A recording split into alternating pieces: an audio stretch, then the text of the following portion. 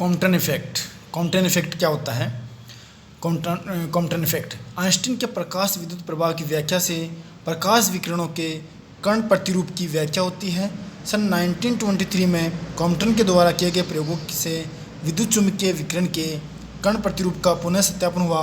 Compton ने अपने प्रयोगों में दिखाया कि विकिरण कणों की भांति टक्कर कर सकती है और इलेक्ट्रॉन के साथ टक्कर में उनके संवेग में परिवर्तन भी होता है। कॉम्पटन ने एक्स किरण प्रकीर्णन प्रयोग में एक निश्चित तरंगदैर्घ्य लैम्ब्डा की एक्स किरण को ग्रेफाइट ब्लॉक पर डाला। एक्स किरण का कुछ भाग प्रकीर्णन ग्रेफाइट से प्रकीर्णित हो जाता है तथा शेष भाग बिना प्रकीर्णित हुए सीधे निकल जाता है। कॉम्पटन ने अलग अलग कोणों पर प्रकीर्णित एक्स किरणों की तीव्रता का तरंगदैर्घ्य के साथ मापन किया।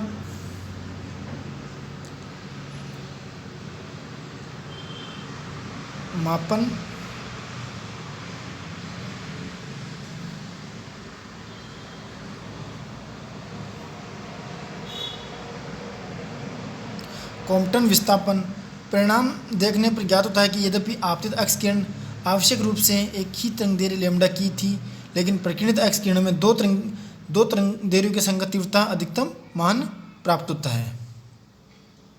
उनमें से एक शिखर के संगत तरंगदैर्घ्य आपतित एक्स किरण के तरंगदैर्घ्य लैम्ब्डा के समान ही होती है, तो दूसरी शिखर के संगत तरंगदैर्घ्य आपतित तरंगदैर्घ्य लैम्ब्डा से डेल्टा लैम्ब्डा बड़ा होता है। प्रकीर्णित एक्स किरणों की तरंगदैर्घ्य का अंतर कॉम्पटन शिफ्ट कहलाता है।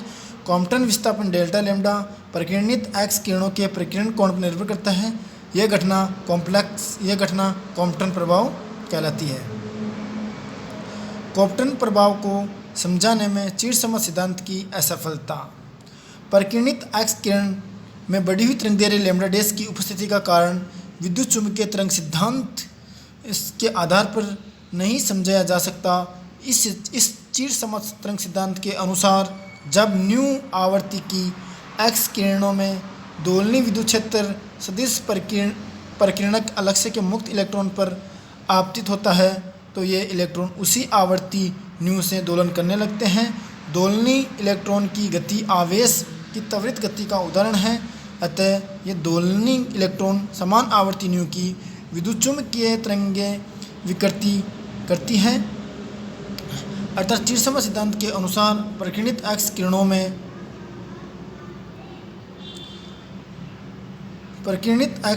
में केवल एक न्यू या एक समान तरंगदैर्घ्य लैम्ब्डा आपतित एक्स किरण के समान ही होनी चाहिए, जबकि प्रायोगिक परिणाम दर्शाता है कि प्रकीर्णित एक्स किरणों में दो तरंगदैर्घ्य लैम्ब्डा व लैम्ब्डा डैश की दो किरणें होती हैं।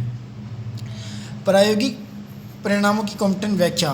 कॉम्पटन ने प्रायोगिक परिणामों की व्याख्या के लिए माना कि प्रकीर्णक अलक्ष्य पर आधारित एक्स किरणें न्यू आवृत्ति की तरंग के रूप में नहीं, बल्कि ये E बराबर h न्यू ऊर्जा के फोटोन का एक समूह है तथा ये फोटोन प्रकीर्णक लक्ष्य के मुक्त इलेक्ट्रॉन से टक्कर करते हैं। एक्स किरण फोटोन एक कण रूप में व्यवहार करते हैं और इलेक्ट्रॉन के साथ टक्कर में ये अपनी ऊर्जा का ह्रास करते हैं तथा प्रकीर्णित होते हैं। चूँकि आपतित फोटोन अपनी ऊर्जा का कुछ भाग टक्कर होने वाले इलेक्ट्रॉन को दे देते हैं तथा प्रकीर्णित फोटोन की ऊर्जा ई डैश आपतित फोटोन की ऊर्जा ई से कुछ कम हो जाती है। अर्थात उनकी आवृत्ति न्यू डैश बराबर ई डैश अपॉन एच भी कम हो जाती है, जो बताता है कि तरंग की संगत तरंगदैर्घ्य लैम्ब्डा डैश बराबर सी अपॉन न्यू डैश बढ़ जाती है। कॉम्पटन विस्थापन का यही गुणात्मक विश्लेषण है। कॉम्पटन विस्थापन की सूत्र की व्युत्पत्ति। कॉम्पटन ने माना कि एक फोटोन एक इलेक्ट्रॉन के मध्य टक्कर होता है। इसके साथ ही माना कि इस प्रक्रिया में इलेक्ट्रॉन मुक्त और आराम में स्थित है। चूँकि प्रकाश विद्युत प्रभाव में हमने देखा कि अधिकांश धातुओं की कार्यफलन प्रकाश या पराबैंगनी क्षेत्रों में पाया जाता है तथा एक्स किरणों की ऊर्जा इन क्षेत्रों की ऊर्जा से कई गुना अधिक है। अतः एक्स किरण फोटोन के लिए प्रकीर्णक के परमाणु में शिथिलबद्ध इलेक्ट्रॉन को मुक्त माना जा सकता है। माना एक फोटोन जिसकी ऊर्जा E1 बराबर h न्यू संवेग P1 बराबर h न्यू बाई सी प्रकीर्णक लक्ष्य के m0 विराम द्रव्यमान वाले स्तर व मुक्त इलेक्ट्रॉन से टकराता है, जिसकी ऊर्जा E बराबर m0 c² है। हम इस टक्कर को प्रत्यक्ष मानते हैं। माना कि टक्कर के पश्चात प्रकीर्णित फोटोन की ऊर्जा h न्यू डैश P2 बराबर h new dash upon c है तथा यह आपतित होने वाले फोटोन की दिशा से फाई कोण बनाता है। माना टक्कर के पश्चात इलेक्ट्रॉन की कुल ऊर्जा ई डैश बराबर एम सी स्क्वायर है तथा समय पी बराबर एम वी है तथा ये आपतित फोटोन की दिशा से थीटा कोण पर विवेक से परिकिरणित है।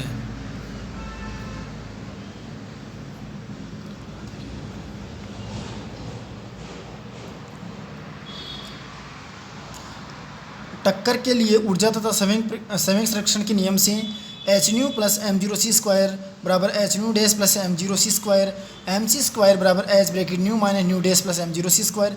अक्ष के अनुदिश संवेग संरक्षण से एच न्यू अपॉन सी बराबर H nu dash upon C cos phi plus M V cos theta M V C cos theta बराबर H bracket nu minus nu dash cos phi. Y अक्ष के अनुदिश जीरो बराबर H nu dash upon C sine phi minus M zero minus M V sine theta.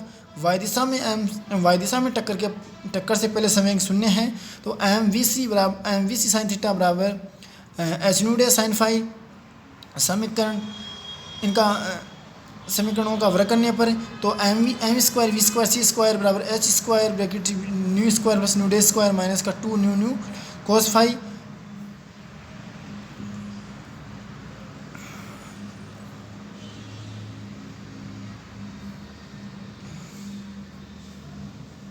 अतः Compton shift lambda dash बराबर lambda dash minus lambda बराबर H upon M zero C bracket 1 minus cos phi आता है।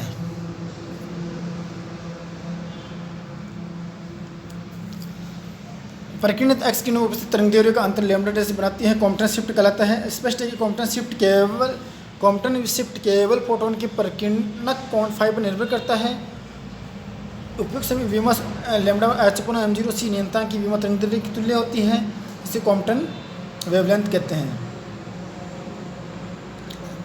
यदि परिकिरणिक कोण phi का मान 180 degree हो जाने पर अर्थात फोटोन उसी पथ पर बैकवर्ड स्कैटर्ड होता है तो कॉम्पटन शिफ्ट मैक्सिमम होता है जो delta lambda maximum equal to 0.484 angstrom होता है।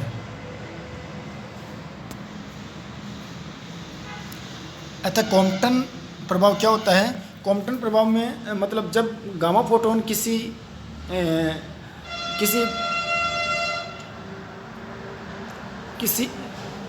इलेक्ट्रॉन से इंटरेक्शन करता है तो आपतित गामा फोटोन की आवर्ती स्कैटर्ड फोटोन की आवर्ती से भिन्न होती है, ये कॉम्पटन प्रभाव कहलाता है। और कॉम्पटन प्रभाव में कॉम्पटन शिफ्ट का मान आता है डेल्टा लैम्डा बराबर लैम्डा डैश माइनस लैम्डा बराबर H upon M zero C bracket 1 minus cos of theta, जहाँ पे लैम्डा बराबर H upon M zero C ये कॉम्पटन वेवलेंथ कहलाती है और डेल्टा लैम्डा को कॉम्पटन शिफ्ट कहते हैं। और मैक्सिमम मतलब जब फाई बराबर 90 डिग्री है तो कोस फाई की वैल्यू 0 और इस प्रकार शिफ्ट डेल्टा लैम्डा बराबर 0.0242 एंगस्ट्रॉम होता है। लेकिन जब फाइव बराबर 180 डिग्री का मान होता है डेल्टा मैक्सिमम कॉम्पटन शिफ्ट होता है जिसकी वैल्यू डेल्टा लैम्डा मैक्सिमम बराबर 0.0484 एंगस्ट्रॉम होता है।